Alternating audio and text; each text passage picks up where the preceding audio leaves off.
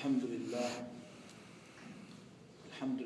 وحده والصلاة والسلام على من لا نبي بعده أما بعد فأعوذ بالله من الشيطان الرجيم بسم الله الرحمن الرحيم فإذا لقيتم الذين كفروا فضرب الرقاب حتى إذا أثخنتموهم فشدوا الوثاق فإما منا بعد وإما فداء حتى تضع الحرب أوزارها ذلك صدق اللہ العظیم۔ یہ سورہ محمد کی کچھ آیات میں نے آپ کے سامنے تلاوت کی۔ یہ وہ پہلی آیات ہے جو مسلمانوں کی طرف سے کافروں کو جواب دینے کی اجازت کے بعد جنگ کے آداب اور احکام کے بارے میں نازل ہوئی۔ اس سے پہلے سورہ الحج کی آیات نازل ہوئی تھی، اذن للذین یقاتلون بأنہم ظلموا وإن اللہ علی نصرہم لقدیر، یہ آیت پہلے نازل ہوئی تھی۔ اسی طرح سورہ بقرہ کی بھی اجازت کی، جو جہاد کی اجازت کی آیات تھی وہ بھی پہلے نازل ہوئی تھی۔ ان آیات میں جہاد کی شرائط، آداب اور طریقہ کار کے بارے میں بتایا گیا جو سورہ محمد میں نازل ہوئی۔ اس سورت کو سورت محمد بھی کہتے ہیں صلی اللہ علیہ وسلم، اور سورت القتال بھی کہتے ہیں۔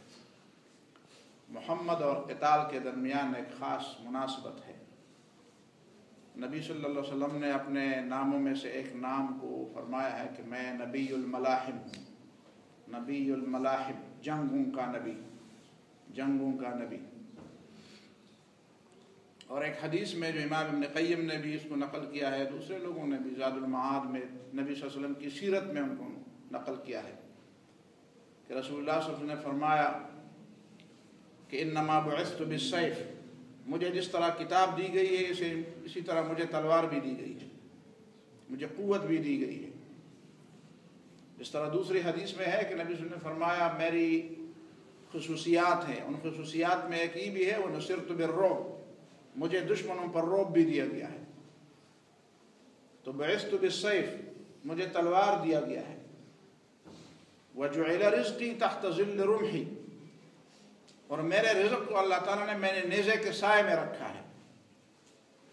ظاہر ہے کہ رسول اللہ صلی اللہ علیہ وسلم غنیمت کا مال کھاتے تھے، آپ کا رزق غنیمت کا مال ہوتا تھا۔ جب جنگیں ہوئی تو رسول اللہ صلی اللہ علیہ وسلم کے حصے میں بھی بڑی زمینیں آ گئی، باغات بھی آ گئے، اور خاص کر خیبر کے باغات جو یہود سے لیے گئے غنیمت میں، اس میں سے تو نبی صلی اللہ علیہ وسلم کے اہل و عیال کو کافی حصہ ملا تھا۔ حضرت عائشہ رضی اللہ تعالیٰ عنہ فرماتی ہے ہم نے پیٹ بھر کر کھجوریں تب کھائی جب خیبر فتح ہوا، پیٹ بھر کر ہمیں کھجوریں مل گئی، خیبر فتح ہوا۔ تو رسول اللہ صلی اللہ علیہ وسلم جو حلال طیب تناول فرماتے تھے وہ حلال طیب غنیمت کا مال ہوتا تھا، دشمن سے چھینا ہوا مال، یہ حلال طیب ہے مسلمانوں کے لیے، پاک ہے، حلال بھی ہے، پاک بھی ہے۔ وَجُعِلَ رِزْقِي تَحْتَ ظِلِّ رُمْحِ، میرے رزق کو میرے نیزے کے سائے میں رکھا گیا ہے۔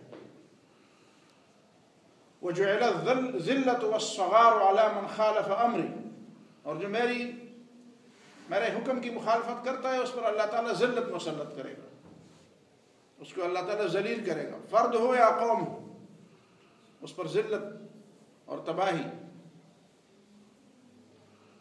مسلط کی جائے گی۔ تو یہ سورہ محمد اور سورہ القتال کے بارے میں بات کر رہا تھا کہ محمد صلی اللہ علیہ وسلم کا نام ہے نبی الملاحم، جنگوں کا پیغمبر، جنگوں کا نبی۔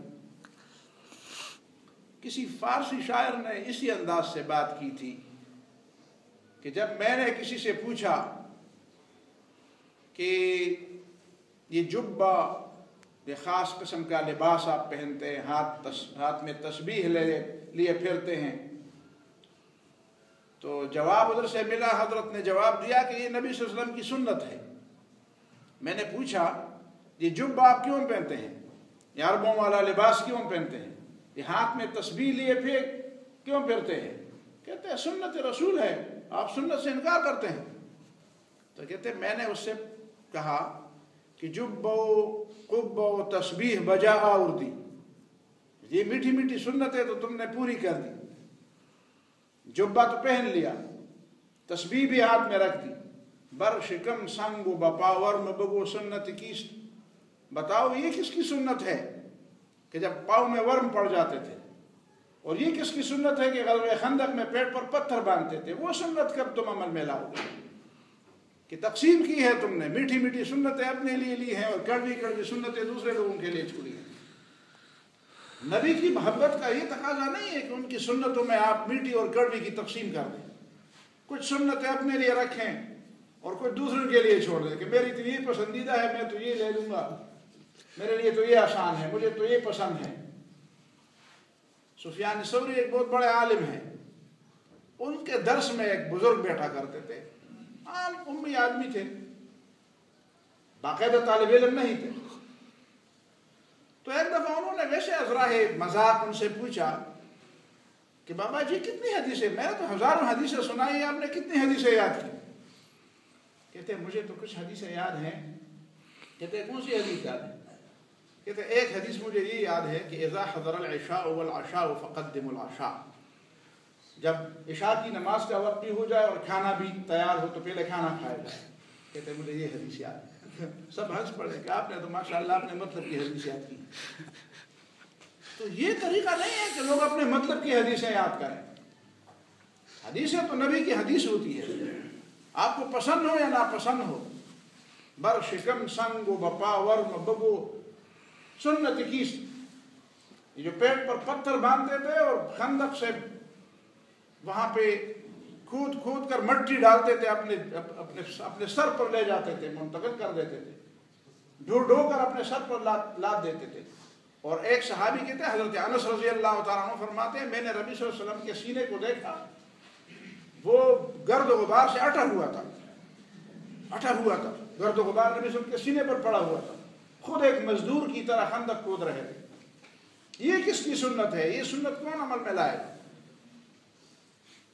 تو سورہ محمد ہے، سورہ القتال، اور محمد صلی اللہ علیہ وسلم ہے نبی الملاحم، جنگوں کا نبی، جنگوں کا پیغمبر۔ اسی صورت میں جیسے جو چند آیات میں نے تلاوت کی ہے، فَإِذَا لَقِيتُمُ الَّذِينَ كَفَرُوا فَضَرْبَ الرِّقَابِ، جب کافروں سے تمہارا مٹ بھیڑ ہو، آمنا سامنا ہو، فَضَرْبَ الرِّقَابِ، تو گردنوں کو مارنا شروع کر دو۔ گردنوں کو مارنے سے مراد یہ نہیں ہے کہ آپ سروں کو نہ ماریں، پیٹھ کو نہ ماریں، جس بھی طریقے سے آپ اس کو قتل کر سکتے ہیں، مطلب یہ ہے کہ آپ کی وارکاری ہو، کاری وار کریں، اپنی قوت کو ضائع نہ کریں۔ اس طرح لوگ ویسے قوت کو ضائع کرتے ہیں، گولیاں ویسے برساتے ہیں، قوت کو ضائع نہ کرو، کاری وار کرو، جو دشمن پر کاری وار ہو۔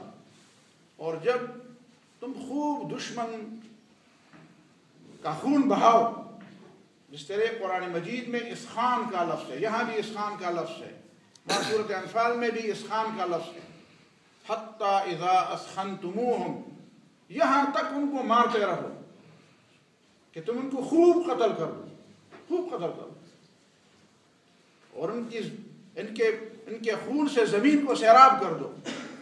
چھوڑے لوگوں کو، لوگ کہتے رہے ہیں کہ محمد صلی اللہ علیہ وسلم خونی پیغمبر تھے، وہ ہمیشہ یہ گالیاں دیتے رہیں گے تمہیں، تم اچھے بندے بن جاؤ اور ان کے پاؤں میں بھی گر پڑو تب بھی وہ یہی اعتراضات تو کرتے رہیں گے۔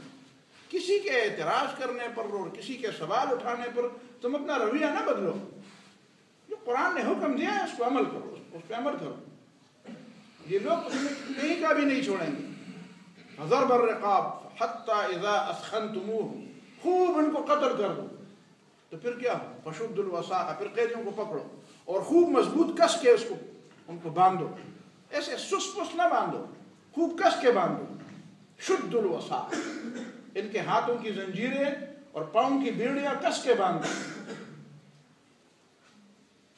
فَإِمَّا مَنًّا بَعْدُ وَإِمَّا فِدَاءً، پھر بعد میں وقت آئے گا، مَنًّا بَعْدُ، احسان کر کے ان کو چھوڑ دو۔ احسان کرنے کی کئی شکلیں ہو سکتی ہیں، یہ بھی ایک شکل ہے، مفت میں چھوڑ دو۔ وَإِمَّا فِدَان، اور یہ بھی ایک شکل ہوتی ہے کہ اپنے قیدیوں سے ان کا تبادلہ کراؤ، اور یہ بھی ایک شکل ہوتی ہے کہ پیسے لے کر ان کو چھوڑو، یہ تمہاری مرضی۔ یہ گناہ کی بات نہیں ہے کہ آپ قیدی کو ویسے چھوڑ دیں، لیکن بات یہ ہے کہ بات کو سمجھنے کی کوشش ہونی چاہیے، یہ کب کا موقع ہے، کب کا موقع ہونا چاہیے۔ میں اس بات پہ بعد میں آؤں گا، میں اس ضمن میں دو باتیں مزید کرنا چاہتا ہوں۔ یہ جو مدینے کی ریاست کی باتیں ہو رہی ہیں، اس بات کو سمجھنے کی ضرورت ہے۔ واقعی پاکستان مدینے کے مشابہ ریاست ہے۔ اگر ہم مدینہ کا ایک نام لے لیں، غالباً 30 سے زیادہ نام احادیث میں مدینہ منورہ کے آئے ہیں، 30 سے زیادہ نام، ان میں ایک نام ہے طیبہ یا طیبہ۔ طیبہ کا مطلب ہے پاک مٹی، پاک مٹی۔ پاکستان کا بھی مطلب ہے پاک مٹی، اس معنی میں دونوں ایک ہیں۔ یہ بھی بنیادی فرق ہے، بنیادی ایک نسبت ہے، فرق نہیں نسبت ہے، کہ مدینہ منورہ کی ریاست کی بنیاد اس زمانے میں جتنی بھی ریاستیں تھیں سب میں یہ مدینہ منورہ کی خصوصیت حاصل تھی کہ اس کی بنیاد اللہ تعالیٰ کی حاکمیت کی بنیاد پر رکھی گئی، حاکمیت الہیہ کی بنیاد پر رکھی گئی۔ اس کی بنیاد پاکستان کی بنیاد بھی حاکمیت الہیہ کی بنیاد پر رکھی گئی، اسی کلمے پر، اسی کلمہ توحید پر اس کی بنیاد رکھی گئی ہے، اور آئین میں لکھا ہوا ہے کہ اللہ تعالیٰ کی حاکمیت ہوگی۔ مدینہ منورہ کو سب سے پہلے جو خطرہ تھا، سب سے پہلے اس کی جو دشمن قوم تھی وہ مشرک قوم تھی۔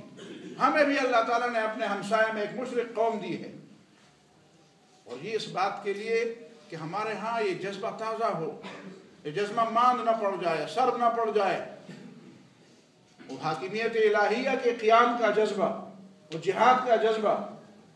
پاکستان کو اللہ تعالیٰ نے دارالہجرت بنا دیا۔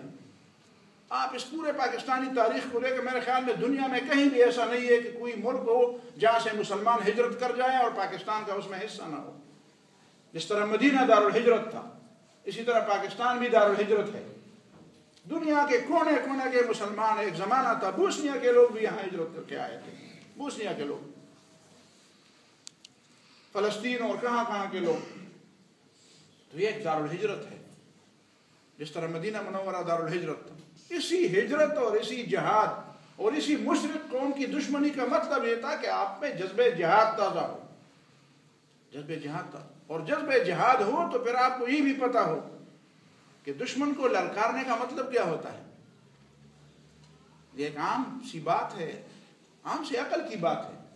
ایک گول کو اچیو کرنا، ایک مقصد کو حاصل کرنا، ایک بہت بڑا جم مارنا، اتنا بڑا ممکن ہے آپ بہت بڑا جم ماریں، لیکن اس کو برقرار رکھنا بڑا مشکل ہے، اس کو برقرار رکھنا بڑا مشکل ہے۔ کامیابی حاصل کرنا، ایک بہت بڑا نام کمانا، یہ اتنا مشکل نہیں ہے جتنا اس نام کو برقرار رکھنا اور اس کے تقاضے پورے کرنا، یہ بڑا مشکل کام ہے۔ اس وقت جو آپ کی ایک تصویر بنی ہوئی ہے، ایک امیج بنی ہوئی ہے دنیا کے اندر، آپ کو پتہ ہے سارے لوگ، ہم تو یہ کہتے ہیں سارے لوگ ڈرے ہوئے ہیں کہ پاکستان جواب دے سکتا ہے، لیکن اس تصویر کو برقرار رکھنا بڑی بات ہے۔ ایسا نہ ہو کہ ہم اس کے بعد کوئی ایسی حرکت کر لیں کہ لوگ کہیں گے یہ تو غلطی میں ایسی ہو گئی تھی۔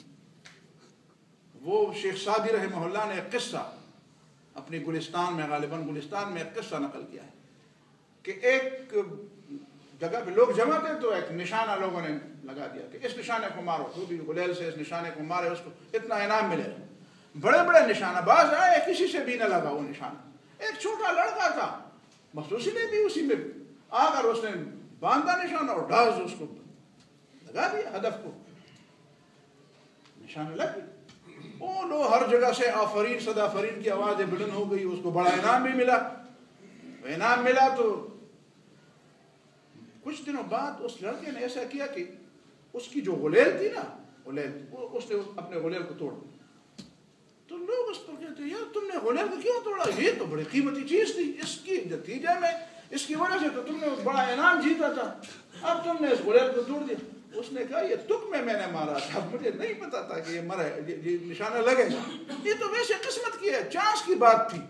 کل اگر مجھے کوئی پھر کہہ دے کہ پھر توڑ دو اور میں نہ پھر نشانہ لگا اور میں نہ لگا سکوں تو جو نام میں نے کمایا ہے وہ بھی چلا گیا اور میں ویسے بھی لوگوں کے سامنے منہ دکھانے کے قابل نہیں رہوں گا۔ یہ تو تک میں ایسا ہوا تھا، چانس میں ایسا ہوا تھا۔ اب میں نے اپنے غلیل کو توڑ دیا تو میرا بہانہ بن گیا. کوئی مجھے کہا کہ یار یہ نشانہ لگاؤ, کہ میں کہوں گا یار وہ میرا غلیل تھا نا, وہ اصل چیز وہی تھی, وہ نہیں ہے تو مطلب ٹھیک ہے میں نے نشانہ بازی چھوڑ دی, بس وہ ایک کافی. ایسا نہ ہو کہ شوق میں آپ ایک کام کر لیں, جذبے میں آپ ایک کام کر لیں اور پھر اس کے خلاف بھی جائیں. یہ قوم کے جذبات کو دیکھیں, قوم کے جذبات کو دیکھیں, قرآن کو بھی دیکھیں, سنت کو بھی دیکھیں. یہ تکبر بھی نہیں ہونا چاہیے, ویسے ہنسنا نہیں چاہیے کہ وہ کیا ہے دشمن ہے. پشتو میں کہتے ہیں دشمن خس مگنا. قرآن کی بھی یہی تعلیمات ہیں, تکبر نہ کرو, غرور نہ کرو, مستی نہ کرو. ایسا نہ ہو کہ آپ تکبر میں آ جائیں. وَلَا تَكُونُوا كَالَّذِينَ خَرَجُوا مِن دِيَارِهِمْ بَطَرًا وَرِئَاءَ النَّاسِ. تکبر کر کے, مستی کر کے. کہ مسلمان فوج کی ایک شان ہوتی ہے, مسلمان فاتحین کی ایک شان ہوتی ہے. نبی صلی اللہ علیہ وسلم مکہ معظمہ فتح کرتے ہیں تو اپنی اونٹنی پر سوار ہے, اوپر دیکھتے بھی نہیں ہے, نیچے سر نیچے ہے, نیچے دیکھتے. تو مسلمان کی ایک شان ہوتی ہے. صرف وطن کی لڑائی, وطن تو ہندوستان بھی ہے, وطن تو اسپین بھی ہے, وطن تو ہر ملک, ہر باشندوں کا اپنا اپنا وطن ہے. وطن کیا وہ چیز ہوتی ہے؟ ان تازہ خداؤں میں بڑا سب سے وطن ہے جو پیرہن اس کا ہے, وہ مذہب کا کفن ہے. ہم وطن کے پجاری نہیں ہیں, ہم اسلام کے نام لیوا ہیں. قرآن کو سامنے رکھنا چاہیے, سنت کو سامنے رکھنا چاہیے. میں یہ نہیں کہتا کہ آپ قیدی نہ چھوڑیں, آپ کو حق ہے چھوڑیں, لیکن میں کہتا ہوں اتنی جلدی کیا ہے, اتنی جلدی. لوگ کہتے ہیں اس کا ایک فائدہ یہ ہوتا ہے کہ یورپ کہے گا کہ آپ دہشت گرد نہیں ہے, آپ امن کے علم بردار. یورپ کی آنکھیں اب کھلی, یورپ اب ہمیں دیکھ رہا ہے. یورپ مصر کو نہیں دیکھ رہا, یورپ فلسطین کو نہیں دیکھ رہا, یورپ کشمیر کو نہیں دیکھ رہا, یورپ نے بوسنیا کو نہیں دیکھا, یورپ نے مسلمانوں کی تاریخ کو نہیں دیکھا. یورپ والے جاہل ہیں, ان پڑھ ہیں, ان کو کچھ بھی نہیں معلوم. یہ صرف ایک فیصلے کو دیکھے گا کہ مسلمان دہشت گرد ہے کہ نہیں ہے. جی تھوڑا سا انتظار کرو, تھوڑا سا انتظار کرو. ہندو آئیں گے, وہ آپ کو کہیں گے کہ ایک آپ نے ان کے مقابلے میں اپنی ایک تصویر بنائی ہے, خود اپنی تصویر کو رسوا نہ کرو. اپنی تصویر کو جو آپ نے بنائی ہے, اللہ نے آپ کو ایک موقع دیا ہے, اس تصویر کو رسوا نہ کرو. اس تصویر کا تقاضا یہ ہے کہ پھر رجوع اللہ کرو, خدا کے سامنے پھر واپس ہو جاؤ. 70 سال گزر گئے, اب چلو ایک موقع آ گیا ہے, اب پھر خدا کے سامنے جھکو, پھر ایک اعلان کرو, تجدید عہد کرو, تجدید ایمان کرو, تجدید عہد کرو. اللہ کے سامنے اپنے وہ قرآن لا الہ الا اللہ والے وعدے پھر تازہ کر دو, پھر خدا کے سامنے جھکو, پھر اللہ سے مدد مانگو, پھر اسلام کے علم بردار بن جاؤ, پھر مظلوم کے ساتھی بن جاؤ, پھر منہ میں زبان بھی کھولو. آپ کے منہ میں زبان ہے, زبان ہونی چاہیے, بات کرو, فلسطین کے حق میں بات کرو, کشمیر کے حق میں بات کرو. اب اس کامیابی کو, اس تصویر کو ہارو مت, اس کو جیتے رہو.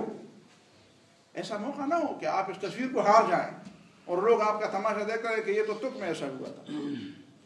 باقی شرعی مسئلہ یہ ہے کہ حکمران کو حق ہے, وہ مفت میں آزاد کرتے ہیں یا پیسے لے کر آزاد کرتے ہیں یا کسی کے بدلے آزاد کرتے ہیں. میں مسئلہ صحیح بیان کرتا ہوں, جذبات میں آ کر میں مسئلہ غلط نہیں بیان کروں گا. امام کو حق ہے, حکمرانوں کو حق ہے, عدالت کو حق ہے, آزاد کرتے ہیں تو آزاد کر دیں. لیکن وہ کیا نام ہے اس کا, ابھی نند, تو نند کو ابھی نہ چھوڑو. نند نام ہے کہ ابھی نام ہے, تو اس نند کو ابھی تو نہ چھوڑو نا. ابھی چھوڑنے کا کیا فائدہ ہے, تھوڑا سا بعد میں چھوڑ دو. بہرحال قرآن کی جو تعلیمات ہیں, آپ سب ذرا سورہ محمد کو پڑھیں, سورہ احزاب کو پڑھیں, سورہ انفال کو پڑھیں, یہاں پہ ہمیں پتہ چل جائے. لوگ پوچھتے ہیں کہ یہ قیدیوں کے بارے میں قرآن نے جو تفصیلات بیان کی, ان چیزوں کو پڑھیں. تفہیم القرآن سورہ محمد کی تفسیرات پڑھ لیں, آپ کو سمجھ آ جائے گی.